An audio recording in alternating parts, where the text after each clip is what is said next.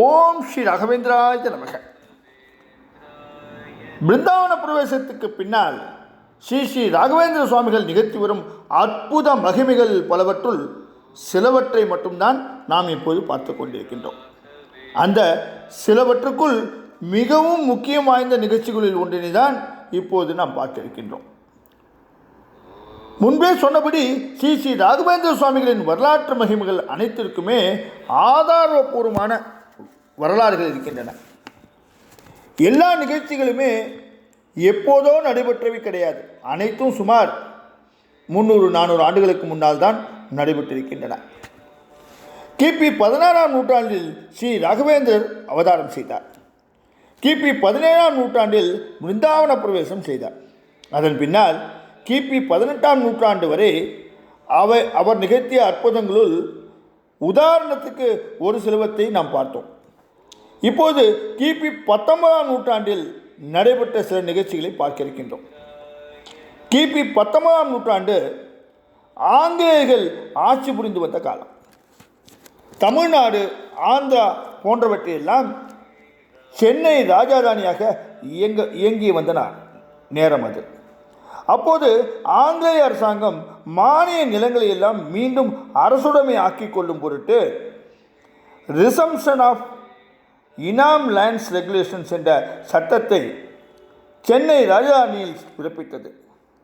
இதன்படி permanent settlement செய்தபோது மாஞ்சாலம் எனப்படும் மந்திராலய கிராமத்தை அரசுடைமை ஆக்குவதற்கான உத்தரவையும் ஆங்கிலேய அரசாங்கம் பிறப்பித்தது.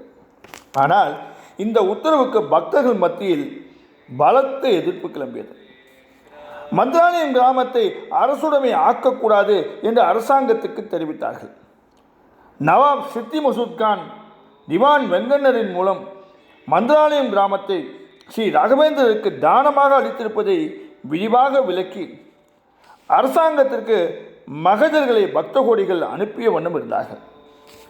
இதன் காரணமாக மந்திராலயம் கிராமத்தை அரசுடைமையாக்குவதில் ஆங்கிலேய அரசாங்கத்துக்கு தயக்கம் ஏற்பட்டது.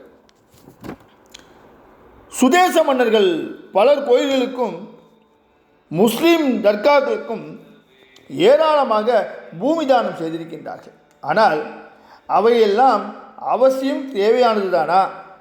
அந்த கோயில்களுக்கு பயன்படுகின்றனவா? உபயோகத்திற்கும் அதிகமான அளவில் நிலங்கள் இருக்கின்றனவா என்பன போன்று அரசாங்கம் ஆய்ந்தது. மந்திராலயம் கிராமம் முழுவதுமே ஸ்ரீ ராகவேந்திரர் பிருந்தாவனத்துக்கு சொந்தமாக இருப்பது சரியில்லை, அரசுடைமை ஆக்குவதே சரியானது என்றும் ஆங்கிலேய அரசு முடிவெடுத்தது. ஆனாலும் பக்தர்களின் எதிர்ப்பினால் அரசுடைமை ஆக்குவதை உடனடியாக அமல்படுத்த முடியாமல் திண்டாடியது. முடிவாக செட்டில்மெண்ட் ஆபீசர் ஒருவரை மந்திராலயம் கிராமத்திற்கு நேரடியாக அனுப்பி நிலைமையை அறிந்து வந்து அதன் பின்னர் நடவடிக்கை எடுக்கலாம் என அரசாங்கம் முடிவெடுத்தது. அதன்படி தாமஸ் மன்றோ என்ற செட்டில்மெண்ட் ஆபீசரை மந்திராலயம் செல்ல ஏற்பாடு செய்தது. தாமஸ் மன்றோ மந்திராலயம் செல்லும் முன்னர் தம்முடன் பணிபுரிந்த சிரஸ்தாதாரிடம் மந்திராலயத்தை பற்றி விசாரித்து தெரிந்து கொண்டார். இன்னும் ஸ்ரீ ராகவேந்திரர் உயிரோடு ஜீவ பிருந்தாவனத்தில் இருப்பது வரை அனைத்தையும் சிரஸ்தாதார் மூலம் அறிந்து கொண்டார். பின்னர் மந்திராலயத்தை அரசுடைமை ஆக்கும் ஆணை உட்பட மற்ற தாஸ்வேஜுகளை எல்லாம் எடுத்துக்கொண்டு தாமஸ் மன்றோ மந்திராலயத்துக்கு பயணமானார். மந்திராலயத்துக்கு சென்ற தாமஸ் மன்றோ ஸ்ரீ ராகவேந்திரரை பற்றி அதிகமாக கேட்டு தெரிந்து கொண்டிருந்தமையால் தான் தங்கியிருந்த டென்ட்டிலிருந்து அமைதியாக பிருந்தாவனத்துக்கு சென்றார். உள்ளே செல்வதற்கு முன்னால் தனது காலணிகளையும் தலையில் இருந்த தொப்பியும் அகற்றினார். பின்னர் ஸ்ரீ ராகவேந்திர சுவாமிகளின் ஜீவ பிருந்தாவனத்தை நெருங்கினார். பிருந்தாவனத்தை சேர்ந்த அனைவருமே தாமஸ் மன்றோவுடன் நின்றிருந்தார்கள். சற்றைக்கெல்லாம் தாமஸ் மன்றோ இடைவெளி விட்டு பேச ஆரம்பித்தார்.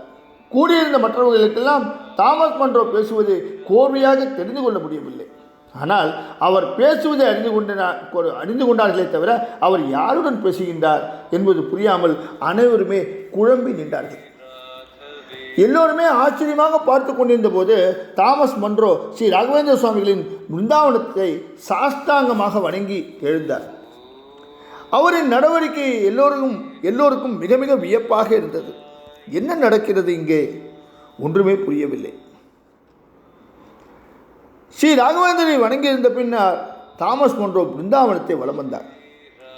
பின்னர் அங்கிருந்து புறப்பட ஆயத்தமான போது பிருந்தாவனத்து பூஜகர்கள் மந்திராட்சதையை அவரிடம் கொடுக்க முற்பட்ட போது அவர்களை முந்திக் கொண்டு தாமஸ் மன்றோ கையை திறந்து அவர்களிடம் காட்டிய போது ஒரு கணம் யாருக்கும் ஒன்றுமே புரியாமல் திகைத்து போனார்கள். அப்படி திகைப்பதற்கு என்ன ஆச்சரியம் நடந்திருக்கும்? ஒரு நாள் நீங்கள் பொறுமையாக இருந்தால் நாளைய உரையில் இதை பற்றி, இந்த ஆச்சரியத்தை பற்றி கண்டிப்பாக நாம் பார்ப்போம். இன்று விழுந்து நாளை சந்திப்போமா? ஓம் ஸ்ரீ ராகவேந்திராய நமக. ஓம் ஸ்ரீ ராகவேந்திராய நமக. ஓம் ஸ்ரீ ராகவேந்திராய